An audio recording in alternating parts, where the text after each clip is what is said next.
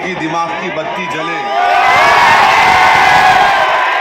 Light खोलो ताकि हम इस वक्त कानून के खिलाफ पूरे मुल्क को पैगाम दे सकें। हमारे खवातीन भी फोन की लाइट खोल सकते हैं आप। जरा मीडिया वाले दिखाओ।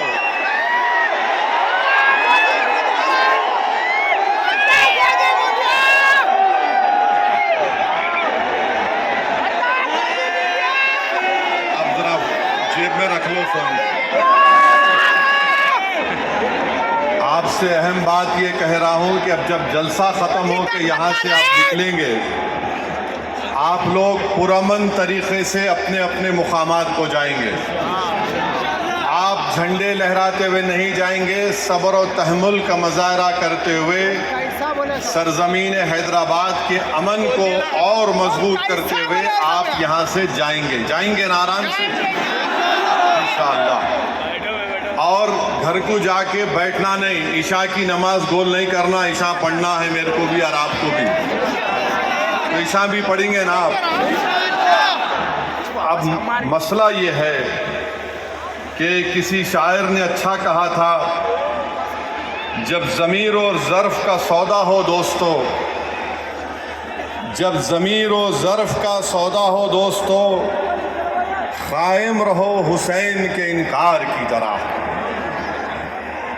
मैं आपको ये बताना ज़रूरी समझता हूँ कि इस कानून के ख़िलाफ़ all India Muslim personal law board ने जो एहतजाज का प्रोग्राम दिया, हम सिर्फ एक ज़मीन को बचाने के लिए नहीं एहतजाज कर रहे, हम सिर्फ अपनी मस्जिद या दरगाह या खानखा या इमाम बाड़ा को बचाने के लिए एहतजाज नहीं कर रहे, हम सिर्फ अपने कब्रस्तानों को या ईदगाह को बचाने के लिए एहतजाज नहीं कर रहे, हम एहतजाज इसलिए कर रहे हैं कि जो सियासी ताकतें आज इस मुल्क पर हुक्मरान हैं वो हमको मिटाना चाहते हैं, और हम उनको ये बताना चाह रहे हैं कि हम अपने आप को मिटने नहीं देंगे। इंशाअल्लाह ताला जमहूरी तरीके से तुम मिट जाओगे। हम उनको बताना चाह रहे हैं कि हम झुकने वाले नहीं हैं। हम अंग्रेज़ों की 200 साल की गुलामी को कबूल नहीं किए, तो हम तुम्हारे इख्तिदार में तुम जो बैठे हो और तुम ऐसे कानून बना रहे हो जो हमारे आईन और संविधान के फंडामेंटल राइट के खिलाफ है। मैंने पार्लियामेंट में उस कानून को फाड़ा तो सिर्फ अपने तौर पर नहीं फाड़ा, बल्कि भारत के गयूर तमाम हिंदुस्तानियों की तरफ से उस कानून को फाड़ा, जो हिंदू भी है, मुसलमान भी है, सिख भी है, ईसाई भी है, जो आज भी इस मुल्क की खूबसूरती को पहचानते हैं। भारत की खूबसूरती उसका इत्तेहाद है, भारत की खूबसूरती उसका भाईचारा है। भारत की खूबसूरती नरेंद्र मोदी नहीं है मेरे अजीज दोस्तों, भारत की खूबसूरती उसका भाईचारा है।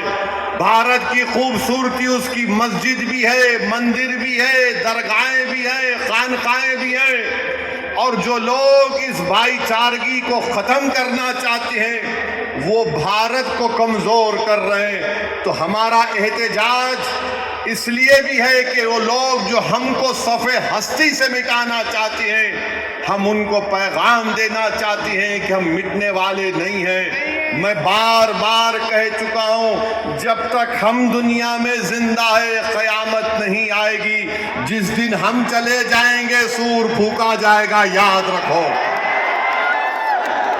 और अगर बीजेपी ये समझ रही है कि उन्होंने 2014 में इख्तिदार पर आए तो पहले ट्रिपल तलाक का ऐसा कानून बनाया जो मुस्लिम ख़वातीन के खिलाफ बनाया, फिर उसके बाद उन्होंने CAA का कानून मज़हब की बुनियाद पर बनाया, फिर उसके बाद उन्होंने UAPA के कानून को गंदे तरीके से उसको और ताकतवर बना दिया, फिर उसके बाद उन्होंने मजहब तब्दीली का कानून अपनी अपनी बीजेपी जहां पर इख्तिदार में रियासत में बनाया, फिर अब वो यूनिफॉर्म सिविल कोड बनाने की बात कर रहे हैं। 11 साल से नरेंद्र मोदी सिर्फ मुसलमानों की मजहबी शनाख्त पर हमला कर रहे हैं। 11 साल से नरेंद्र मोदी सिर्फ मुसलमानों की मस्जिदों को छीनने की कोशिश कर रहे हैं। 11 साल से नरेंद्र मोदी मुस्लिम खवातीन को ताकतवर बनाने के बजाय उनके सरों से हिजाब को छीन रहे हैं। 11 साल से नरेंद्र मोदी बुलडोजरों के जरिए सबसे ज्यादा दलित और मुसलमानों के घरों को तोड़ दिया। अब यूनिफॉर्म सिविल कोड के नाम पर हमारी शरीयत को हमसे छीनना चाहते हैं। वो शरीयत जो शरीयत एप्लीकेशन एक्ट 1937 है, जब संविधान बन रहा था तो बाबा साहेब अम्बेडकर ने कहा था कि शरीयत एप्लीकेशन एक्ट बरकरार रहेगा, मगर आज नरेंद्र मोदी ये समझते हैं कि मैं बाबा साहेब अम्बेडकर से बड़ा दूरअंदेश हूं। मिस्टर मोदी, आप अम्बेडकर के पैर की धूल भी नहीं है, इस बात को याद रखें। मेरे अजीज दोस्तों और बुजुर्गों, और दूसरी बात यह, मैं आपसे कह रहा हूं कि अपने सफों में इत्तेहाद को मजबूत रखिए। ये लड़ाई जो आप और हम मिलकर अपने दीगर सेकुलर हिंदू भाइयों के साथ, सिख भाइयों के साथ लड़ रहे हैं, याद रखो बीजेपी संघ परिवार हमारे सफों से बाज मीर जाफर, मीर सादिक को खड़ा करेगी। इनसे एहतियात करो। मगर आज मालूम हुआ कि जाफर पाशा में कश्फो करामात थी। मुझे अभी किसी ने व्हाट्सएप पर भी जाया कि जो इस वफ़ की कानून की ताईद में आ रहे हैं, जो बड़ी बड़ी बातें करते हैं, ख्वाजा अजमेरी के आस्थाने से उनका ताल्लुक है, जाफर पाशा की तकरीर को लाइव बैठकर देख रहे थे, तो मालूम हुआ उनको भी बड़ा डर हो गया है कि अब हैदराबाद से एहतजाज बुलंद होगा। अरे जो तुम ख्वाजा अजमेरी के आस्थाने के जिम्मेदार हो ना, मैं पार्लियामेंट में इंशाअल्लाह ताला ख्वाजा एक्ट के तरमीम का एक बिल लाऊंगा और प्राइवेट मेंबर्स बिल लाकर कहूंगा कि तुम नहीं बनोगे, उसमें पसमानदा को किसी को बनाना पड़ेगा। तुम तायीद करोगे, मैं तो ला रहा हूं प्राइवेट मेंबर्स बिल आइंदा सेशन में, तुम देखना। अरे तुम लोग कितना गिर सकते हो, तुम कितना गिर सकते हो, कम से कम उस आस्थाने की निस्बत का तो लिहाज रख लो। तुम उस आस्थाने की निस्बत का तो लिहाज रख लो और इस बात को भी याद रख लो कि जब तुम और हम इस दुनिया से जाएंगे तो आरएसएस वाले अगर तुमको खंधे पर लेकर गए कब्रिस्तान में, तो फिर अंदर जाने के बाद जब फरिश्ते पूछेंगे कौन है तेरा रब, तो तुम क्या मोदी बोलोगे या अल्लाह बोलोगे? देख लो इस बात को। हम तो अल्लाह ही बोलने वाले हैं और बोलते रहेंगे। अल्लाह ही हमारी मदद करेगा और अल्लाह ही इनको शिकस्त देगा इंशाअल्लाह ताला।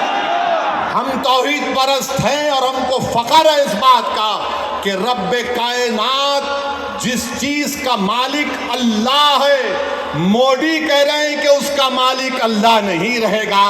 अब मोदी आप खुद देखोगे अल्लाह कैसा बता देगा अपना जल्ले जलालहू, आप देखेंगे। आप इसको, इस कानून को तुमको वापिस लेना पड़ेगा।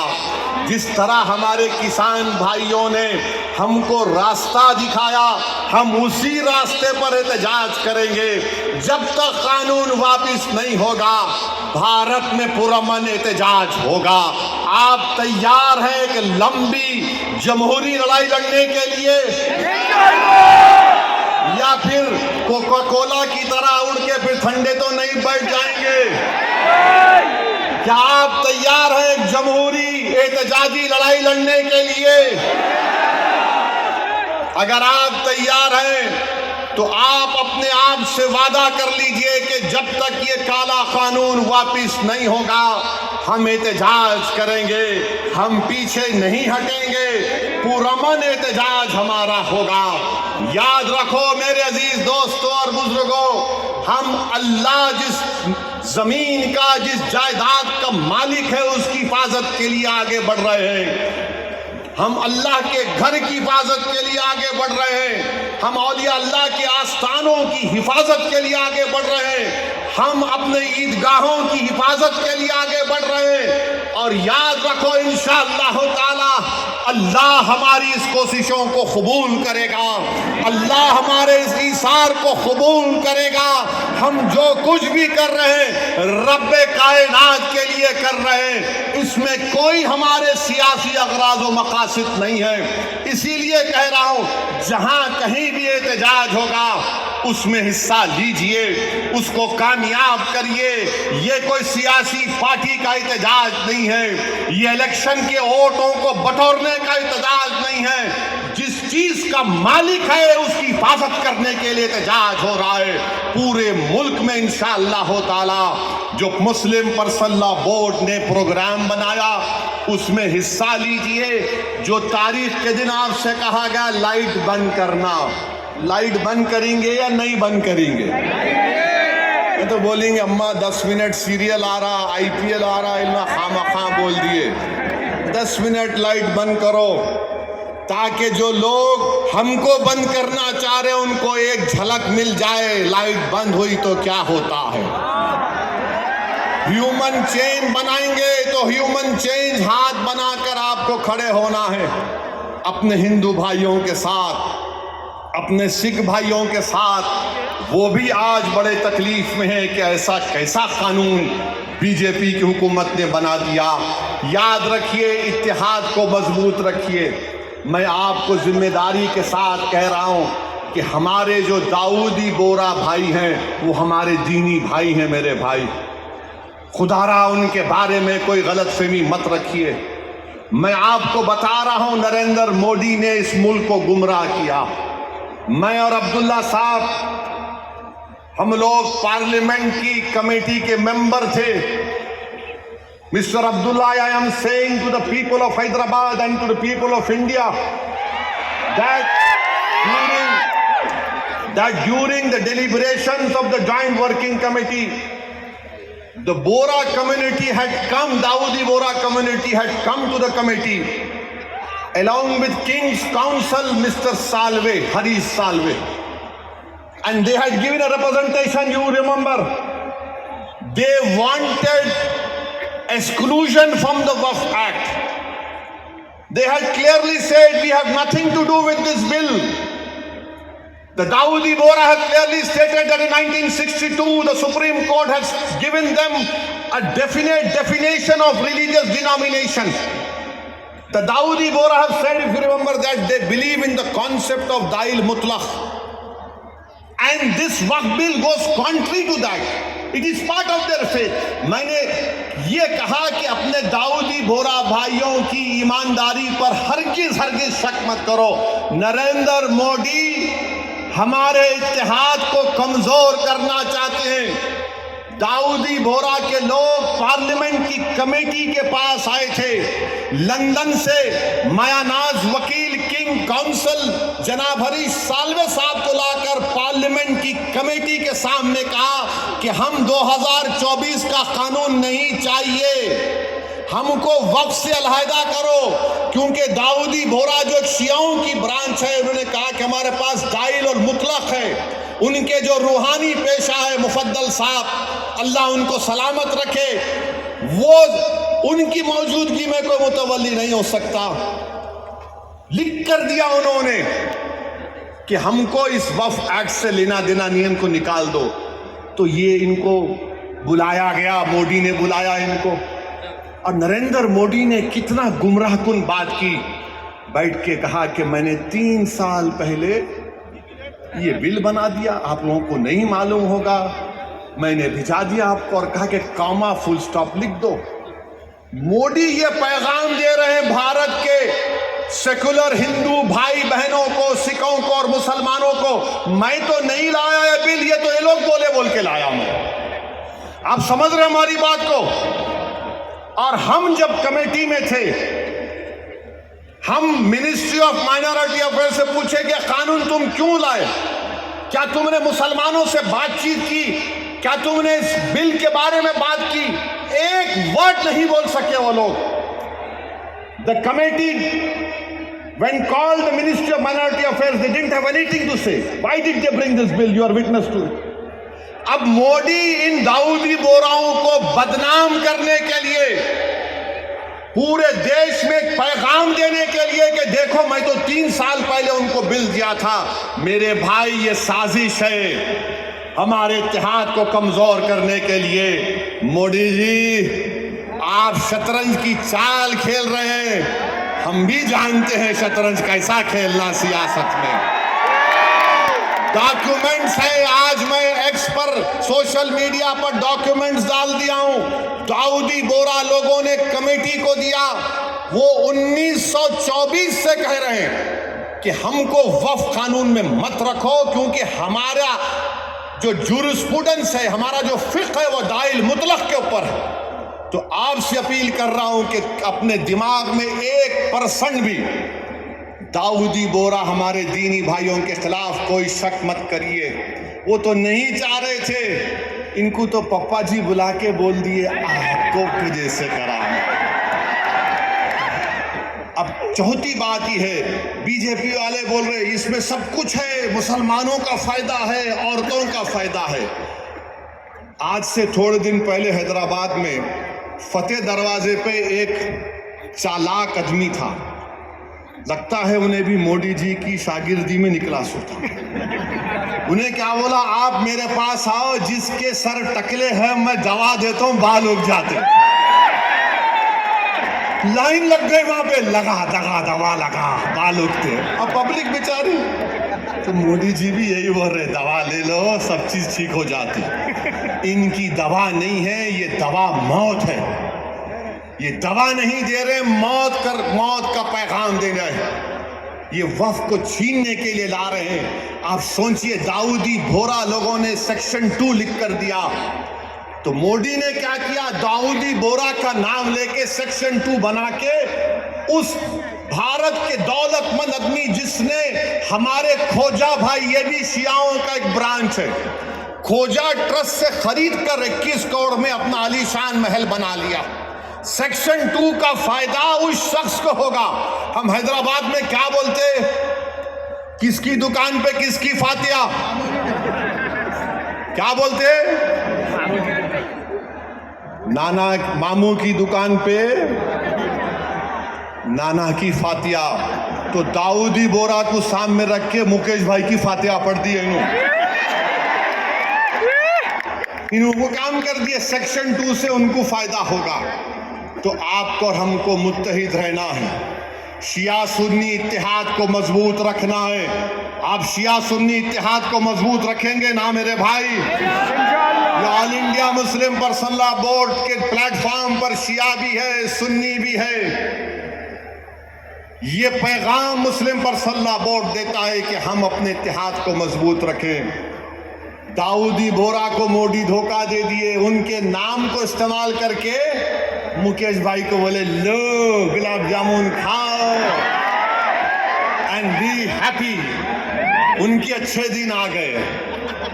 तो मेरे अजीज दोस्तों और बुजुर्गों, छठी बात आपसे अर्ज करना चाह रहा था वो ये है कि सदर साहब ने बहुत सी बातें आपके सामने रख दी कि सुप्रीम कोर्ट ने रिलीफ दिया है, मगर आज भी हम वक्फ की जायदाद को खो रहे हैं। लिमिटेशन एक्ट अप्लाई हो गया, जो 12 साल से काबिज है वो मालिक बन रहा है। 6 महीने के अंदर पोर्टल पर चढ़ाना है, नहीं चढ़ाए तो वक्फ से चले जाएगा। वक्फ इवैक्यू प्रॉपर्टीज निकल गई हमारे हाथ से। 100 एकड़ जमीन है पंजाब हरियाणा में जो आज गवर्नमेंट उस पर काबिज हो चुकी है। रिपोर्ट आई कि उत्तर प्रदेश में 500 से ज्यादा वक्फ प्रॉपर्टीज को उत्तर प्रदेश की सरकार ने गवर्नमेंट की प्रॉपर्टी डिक्लेयर कर दिया। तो मेरे अजीज दोस्तों और बुजुर्गों, और इसमें एक है, वक्फ़ल औलाद अब नहीं कर सकेंगे आप। वक्फ़ल औलाद के बारे में कह रहे हैं कि बच्ची का शेर मार के कोई वक्फ़ल औलाद नहीं कर सकता। अरे मैं अल्लाह को दे रहा हूं, अपने बेटे बेटी को मालिक नहीं बना रहा हूं। क्या यह बात सच नहीं है प्रधानमंत्री जी कि हिंदू सेल्फ एक्वायर्ड प्रॉपर्टी में एक हमारा हिंदू भाई अपने विल के जरिए अपनी एक औलाद को या मोहल्ले में किसी को पूरी प्रॉपर्टी दे सकता है, मगर मुसलमान 1/3 से ज्यादा अपनी किसी औलाद को प्रॉपर्टी नहीं दे सकता। अभी ये कानून जो है, अभी अगर कोई कलेक्टर मुतवल्ली को बोलेगा कि तुम दरगाह में उर्स नहीं करना, कलेक्टर मुतवल्ली को बोलेगा कि तुम आशूर खाने में, इमाम बाड़े में मजलिस नहीं करना, कलेक्टर अगर कोई मुतवल्ली मस्जिद को बोलेगा कि तुम मस्जिद में अज़ान नहीं देना, और अगर मुतवल्ली नहीं सुनेगा तो कलेक्टर उसको 6 महीने की सजा दे सकता। यह कानून है। अभी पहले कानून यह था कि अगर कोई वक्फ की प्रॉपर्टी को बेचता तो 2 साल की सजा, नॉन वेलेबल। अब मोदी जी बोल रहे, प्यारे मैं राजा हूं, तुम लूटो, पेल ले लो, 6 महीने की सजा काट के आ जाओ, मैं हूं ना। ये कानून बनाया गया है। तो मेरे अजीज दोस्तों और बुजुर्गों, ये वक्फ का कानून मुसलमानों के वफाद में नहीं है, ये वक्फ का कानून मुल्क के वफाद में नहीं है, ये वक्फ का कानून भारत के भाईचारगी के लिए नहीं है। झगड़े शुरू हो जाएंगे, मस्जिदों पर यह बोला जाएगा कि 500 साल पहले ऐसा था वहां पर, और ये बार बार बोलते टीवी पे, ने आपको वक्फ से क्या मिला? अरे क्या कोई आपके अम्मा के महर में आया है जो हमसे पूछ रहे आप वक्फ से क्या मिला क्या नहीं मिला? हमारे को हमारी आखिरत मिलती वक्फ को बचाए तो। ख्वाजा बंदा नवाज की दरगाह, मेडिकल कॉलेज है, इंजीनियरिंग कॉलेज है, वक्फ का है। हमदर्द रूह अफ़ज़ा पिए तो वह भी वक्फ का है। कलेजे को ठंडक पहुंचती, तुम लोग पियो जरा रूह अफ़ज़ा। अब रूह अफ़ज़ा के खिलाफ रूह जिहाद कर रहे, जो नाक से ऐसा सूंघ के दूसरे नाक नकुरी से निकालने का दर्ज देते। कहां जाएगा ये मुल्क? हद तो ये हो गई मेरे अजीज दोस्तों और बुजुर्गों कि अब कोई ये कह रहा है कि चीफ जस्टिस के फैसले के बाद इस देश में मजहबी जंग शुरू हो जाएगी। नरेंद्र मोदी जी, आप इख्तिदार पर हैं, आपकी पार्टी के लोग इस तरह की बात करेंगे? आप तो भारत के संविधान पर हल्फ लिए हैं कि इस देश में ये अम्बेडकर का देश, ये मौलाना अबुल कलाम का देश, ये भगत सिंह का देश, अल्लामा फजल खैराबादी का देश, हुसैन अहमद मदनी का देश, महमूदुल हसन का देश, ये टीपू सुल्तान का देश। यहां बोल रहे मजहबी जंग शुरू हो जाएंगी। मोदी जी, बाबरी मस्जिद का फैसला हमारे खिलाफ आया तो क्या हमने ये जुमला कहा था कि मजहबी जंग शुरू हो जाएगी? हमने कहा था कि supreme court is supreme but infallible, but not infallible. Babri मस्जिद को तोड़ने वालों का क्रिमिनल केस का फैसला आया, किसी को सजा नहीं हुई, हमने कहा कि मजहबी जंग शुरू हो जाएगी। 5-5 साल से बच्चों की बेल नहीं रही, उनकी माँ बाप मर रहे हैं, मर गए हैं, हमने ये कहा कि मजहबी जंग शुरू हो जाएगी। CAA का कानून है, हियरिंग नहीं होती, क्या हमने कहा कि मजहबी जंग शुरू हो जाएगी? UAPA में डालकर हमको सड़ाया जाता है कि हमने जुमला कहा कि मजहबी जंग शुरू हो जाएगी। नरेंद्र मोदी जी, आपकी पार्टी के लोग कह रहे हैं कि रिलीजियस वॉर शुरू हो जाएगी, मजहबी जंग शुरू हो जाएगी। किसको डरा रहे हैं ये लोग? अदलिया को डरा रहे हैं आप। इख्तिदार में रहकर अदलिया को डराएंगे आप। आपके हक में फैसला आया तो आपके मुंह में लड्डू फूटते हैं और आप रिलीजियस वॉर शुरू हो जाएंगी। यही फर्क है।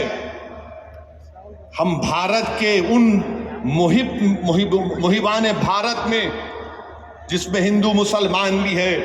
हम जब हमारी मर्जी के खिलाफ भी फैसला आता है हम उसको कबूल करते हैं। इसलिए कबूल करते हैं कि हम कॉन्स्टिट्यूशनल मोरालिटी को मानने वाले हैं, और ये संघ परिवार के लोग एंटी कॉन्स्टिट्यूशन के लोग हैं। ये संविधान को तो मानते मगर उसको सब्सक्राइब नहीं करते हैं। ये फर्क है भारत के असली नागरिक में और उन लोगों में जो नेशनलिज्म के झूठे दावे करते हैं और कहते हैं कि रिलीजियस वार, जो कहते हैं कि अगर कोर्ट कानून बनाएगा तो पार्लियामेंट को बंद कर दो। अरे अगर तुम पार्लियामेंट में बैठकर अपनी अददी ताकत की बुनियाद पर मुझे मिटाने का कानून संविधान के खिलाफ बनाओगे तो मेरे पास चारा क्या बचता है कि मैं अवाम में जाऊंगा और फिर कोर्ट को जाऊंगा। हम कोर्ट को गए, अवाम में भी जा रहे हैं। नहीं, कोर्ट कानून कैसे बनाएगा? अरे जालिमों, सुप्रीम कोर्ट का जजमेंट कानून का मौक़िफ़ रखता है। पढ़ो, तुम लोग ट्यूबलाइट हो, तुम लोग थम्स अप हो, तुम्हारे दिमाग में एक ही बात बैठा हुआ है, नहीं मोदी है तो खुदा है। अरे खुदा था, है और रहेगा उसी का नाम। आइन है और रहेगा, मगर इस तरह धमकी देना अदालत को, और फिर गवर्नर प्रेसिडेंट को बोल रहे हैं, उनको बोल रहे हैं अगर नहीं करे तो कानून बन जाएगा। अरे 142 क्या है प्यारे?